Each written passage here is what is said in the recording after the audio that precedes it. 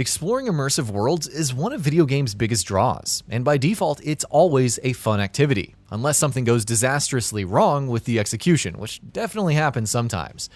But there are some games out there that take this ubiquitous idea and implements it in unique ways, with fresh twists and new mechanics that give the experience a completely unique identity. Games that go out of their way to make sure that exploration isn't a straightforward, by-the-numbers activity aren't exactly common, but the ones that do that stand out in memory that much more.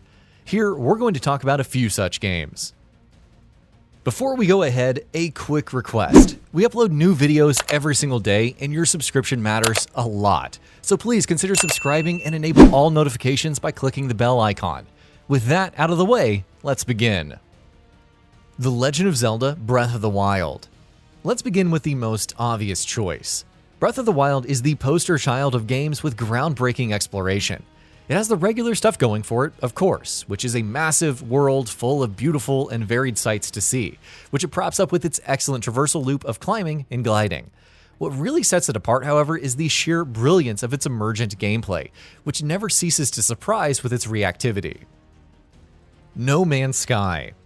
Sure, No Man's Sky didn't get off to a great start, but in its current form, it is a stellar achievement. Even if you were to take away the slew of features and mechanics it has added over the years and only focused on its exploration, it's still an astounding experience. No Man's Sky is literally limitless, and it never fails to impress with its beautiful, exotic alien planets that are teeming with strange things to discover, areas to explore, and wildlife to see. Outer Wilds. Outer Wilds has often been mentioned by no shortage of people in discussions about some of the best games ever made, so it's no surprise that it deserves similar praise when it comes to exploration as well. But what exactly makes its exploration so good is how deftly it weaves it into its central time loop premise, its structure, and its storytelling. Everywhere you go, you uncover fascinating new bits and pieces of lore and story, and piecing them all together to gradually uncover a greater whole is an experience unlike any other. Red Dead Redemption 2. Size, check.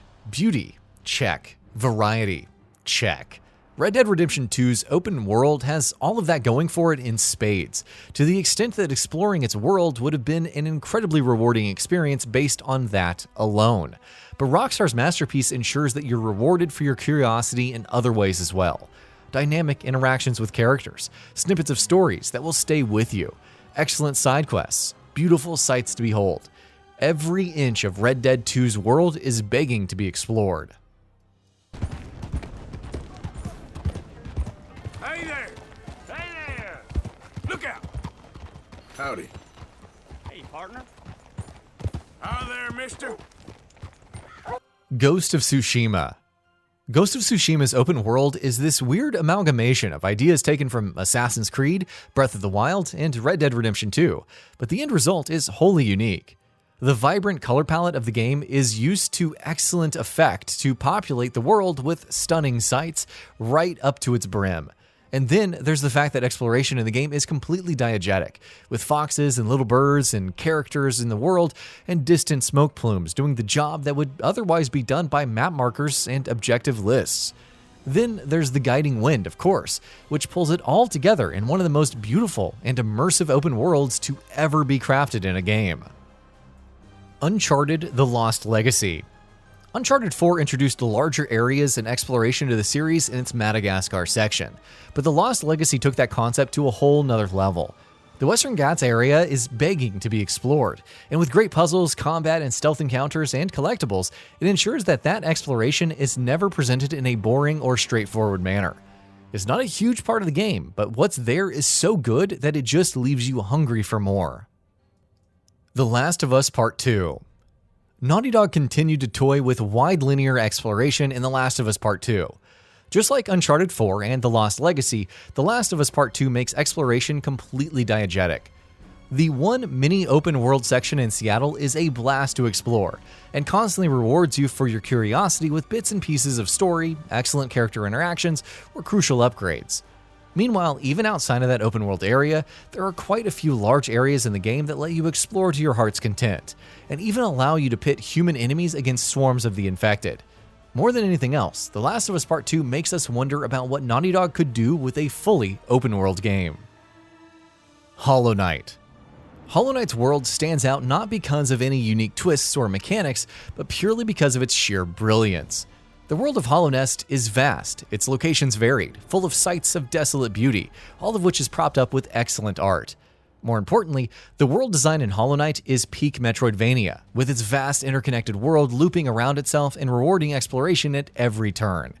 Add to that some of the best, tightest traversal you will ever see in a game, and you have a world that you can lose yourself in for dozens upon dozens of hours. Metroid Prime. Of course, you can't talk about Metroidvania exploration without talking about Metroid itself. The series literally wrote the playbook for the genre, and with the seminal Metroid Prime, it jumped to 3D in truly spectacular fashion. The Planet of Talon 4 is intricately and ingeniously designed, and traversing through it is a constant joy. The excellent level design combined with brilliant atmosphere and environmental storytelling to ensure that you never get tired of exploring the world of Metroid Prime. The Evil Within 2. Introducing semi-open world design to a survival horror game may have seemed like a risky idea, but it's that element exactly that makes The Evil Within 2 as excellent as it is. Its open world sections are pretty gross on paper, but it's not their uniqueness that makes them so good, it's the execution. Combing through the world bit by bit is one of the best parts of The Evil Within 2 each time it opens up, and either with incredible side quests or by rewarding you with crucial upgrades of resources, it compels you to explore its optional areas constantly. Resident Evil Village. Exploring is always a blast in Resident Evil games. That's one of the core pillars the series stands on after all. But Resident Evil Village feels almost like the pinnacle of exploration in the series. It works on so many levels. On a macro level, the village is a stellar setting, both in terms of atmosphere and visuals, but also as a hub location that connects all of the game's other areas, and keeps expanding each time you return to it. Then you have sections like Castle Dimitrescu and Heisenberg's Factory, which are classic Resident Evil in terms of level design, with their labyrinthine and interconnected lock and key layouts. Navigating and exploring every area in Resident Evil Village never stops being fun, right up until the credits roll. XENOBLADE Chronicles X. Monolith Soft have a knack for creating vast, majestic worlds that you can't help but explore endlessly, and no game displays their talents as well as XENOBLADE Chronicles X. Sure, it might be a dark sheep of the series in several ways, but when it comes to exploration and world design, it represents Monolith at the peak of their powers. Every inch of the game's ridiculously massive world invokes a sense of scale, awe, and wonder in a way that very few games have ever been able to do. Subnautica. Hypnotic. That's the best way to describe Subnautica. With an open world that's fully underwater, the game grabs hold right from the get-go with its unique premise, but then it constantly keeps building on that excellent first impression as well. Subnautica's world is full of beautiful alien sights, full of majestic and terrifying aquatic creatures, full of foreboding depths that are as terrifying as they are alluring. It's one of the most distinct and unique open worlds you will ever explore in a game. BLOODBORNE.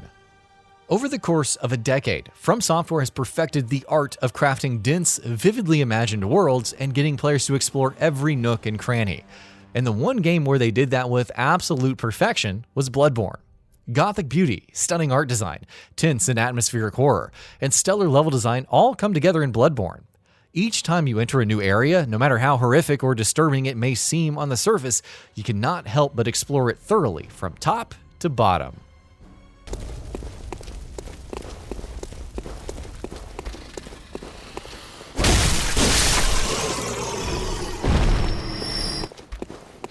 Prey. That Prey is an underrated game is something you may have heard more than a few times since it launched in 2017. It is true, it is an underrated game, and its spectacular level design and exploration are perfectly representative of that, because they don't get praised nearly as much as they should. Talos 1 is terrifying, but exploring its vast and interconnected interiors is constantly engaging, thanks to excellent level design and some of the best passive storytelling you'll ever experience in a video game.